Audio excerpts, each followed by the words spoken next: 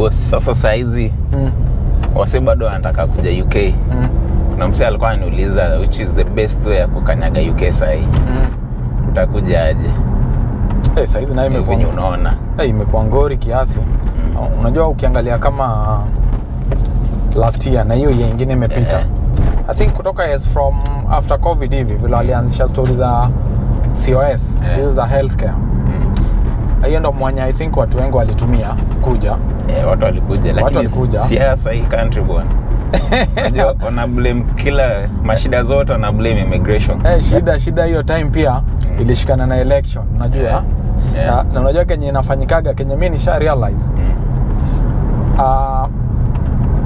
Politics, kuna kitu ina drive politics in each and every country.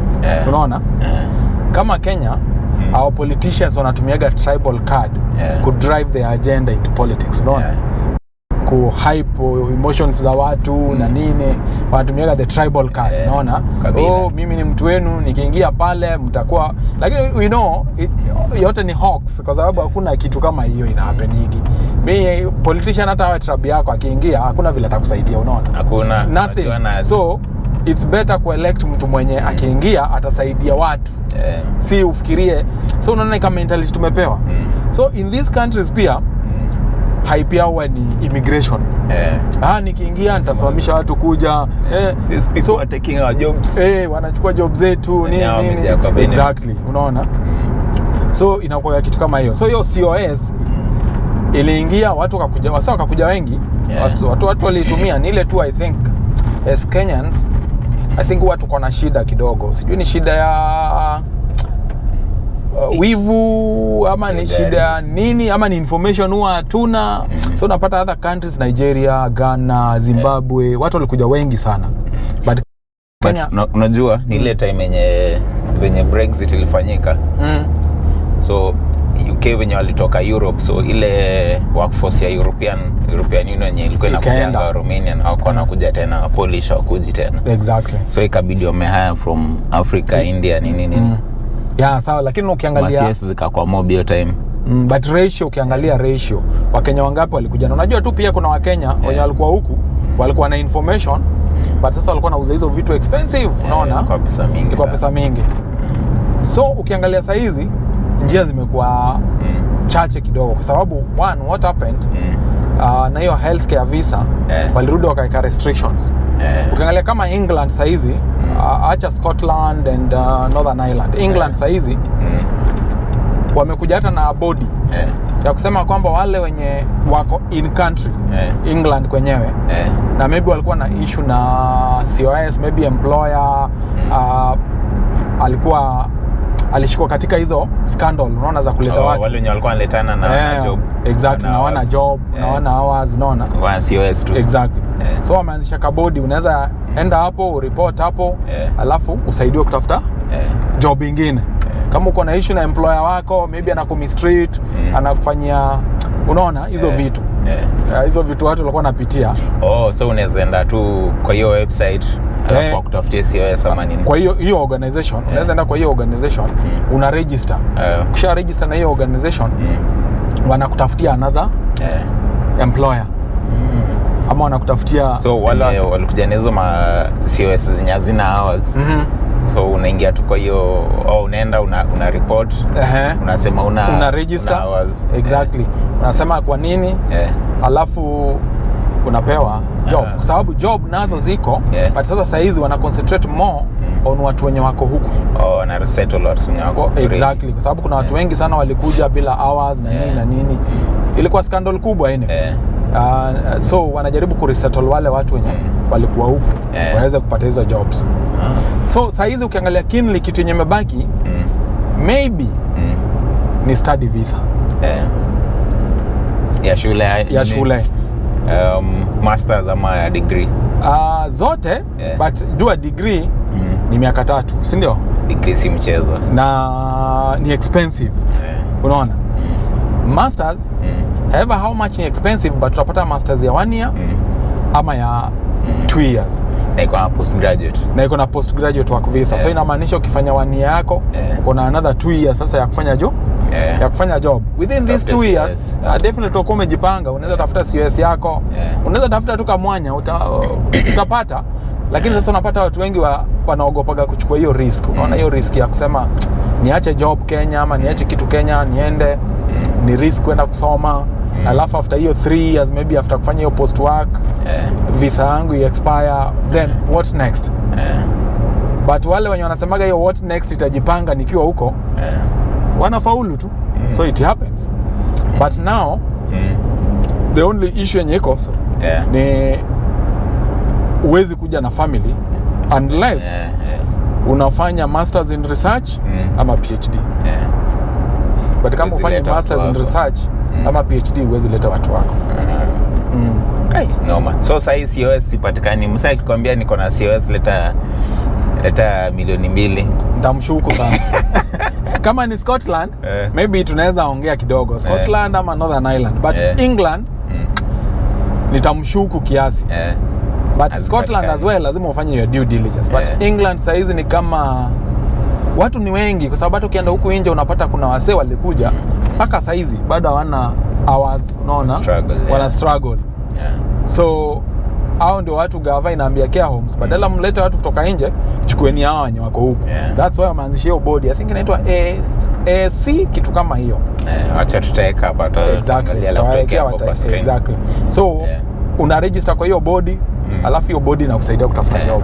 Ba hiyo ni watu wenye wako ready. Wako huku. Wako huku. Kutoka nje saizi ngori kiasi. Noma kiasi. Sipatikani by the way. So the only way watu wanaweza tumia ni study visa maybe. Unaona venye mabarabara huku zinatengenezwa. Yaani mnaekewa macons. Mnaambiwa enda na high speed. Na wakichange wanachange mpaka hizo lines. Kenya umeona barabara ikitengenezwa venye nakuanga tu boss. Diversion itaiko huko kwa msitu. Kwa matope. Unaona hizo za green. Inaonyesha barabara venye inaenda. Inaonyesha hiyo ndio lane. Fuata hiyo lane sasa. Nilikuwa na drive home last year nilikuwa nimeenda.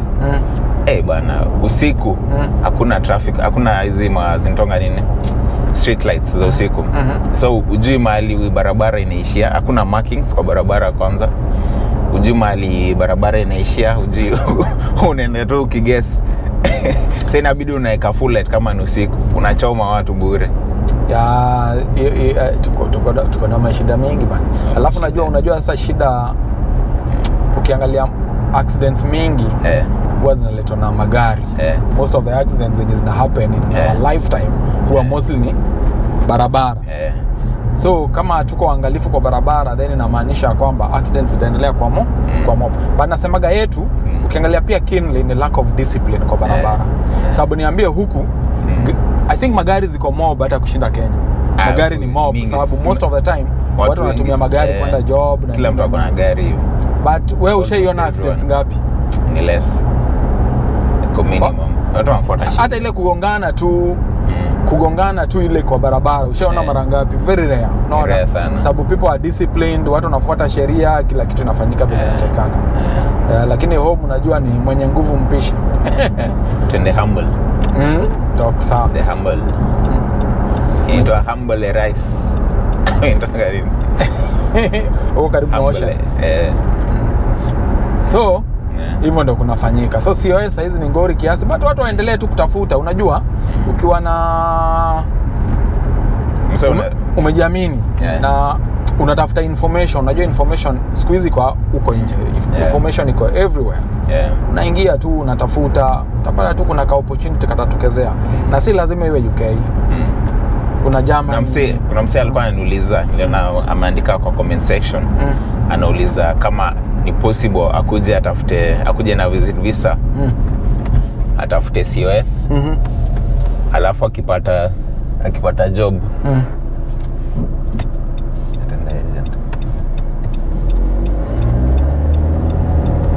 Mwingilia vibaya. Shit pole. Akuje na visit visa. alafu atafute hiyo job huku hivi kama alafu arudi. Unajua visit visa lazima urudi after 6 months. After 6 months lazima urudi. So akipata job maybe arudi kama ni possible. Ukuje utafute job hapa alafu ndio urudi. Si rahisi hivyo sababu unajua wakati utakuja utaitafuta wapi, because ukiwa na visit visa inamaanisha unless kama uko na links huku ya msee mwenye anajua mahali, unaona ajaribu kusaidia kwa sababu ukija ukituma application utatuma aje na visit visa. Ukienda interview utasema uko na visa gani, unaona utaulizwa tu hiyo right work. Exactly, right of work hauna. So wezi anambia mtu ati wacha nipatie COS acha niende ni apply. Wacha nipatie COS niende apply. Ni ngumu unless ni mtu mnajuana. Exactly, unless ni mtu mnajuana vizuri ama uko na links fulani. But kitu naweza sema si vibaya kujaribu. Unajua kila kitu ni kujaribu. But mbona mtu ukuje, unajua ukilipa hiyo visit visa ukuje. Anyway, venye umesema maybe uko na kama mtu ako na links na anajua mali anaenda kuishi. Because kusurvive pia ni 6 months ama ukitafuta alafu na disappointments zenye anaweza pata. Kwetu na mimi sioni kama ni worth it. It's not worth. Sababu it's not worth unless kitu maybe naweza sema kama unakuja na visit visa. Kama uko na msee huko mwenye unamjua vizuri. Na kuna njia unaweza ukamake nazo do. Kuja chapa job yako miezi 6 rudi nyumba. Rudi nyumbani. Ukiangalia hawa watu kutoka Asia hawa wa Hindi. Hizo ndio visa zingine walikuwa wanafanya. Muhindi anakuja wanapiga hizi ma delivery, anatengeneza do yake, anarudi home. But sasa hiyo lazima uwe na msee huko. But alafu pia hiyo ma delivery imekuwa ngumu. So until late vile sasa wameanza hizo checks kwa sababu wali realize. So sahi kila time like nikiwa na app yangu ya Deliveroo, no app ya Uber sana. Nikifanya order 2, waniambia nipige picha. O verify. Ni verify ni mimi ndio nafanya kazi na hiyo app. Unaona? Aya, pia Deliveroo kila siku after 24 hours unapiga picha, una verify ndio uko na app. So tricky. So unaona waligundua later ya kwamba tena wameanza. Kwa sababu sasa wamegundua wasa walikuwa wanatumia hiyo njia. But wasa walikuwa wanatengeneza do, wasa walikuwa nakuja unanunua kama moped kako hapo. Unachapa miezi zako 5-6. Boss, utakuwa umetengeneza ngapi? Niambie, ukiweka tu average unaweza tengeneza hata tao mbili kwa mwezi. Which is possible. Miezi 6 unarudi na 12. Iweke hata average ya 10. 10k. Si Kenya shilling pound. Hiyo milioni 2. Hiyo ni karibu milioni 2. 3 10,000 pounds. 10,000 hiyo ni saizi no, ni milioni 2. Pound 170. Karibu milioni 2 hapo. Milioni 2 na kitu. 1.7. Ifiki milioni 2 hapo. 1.7.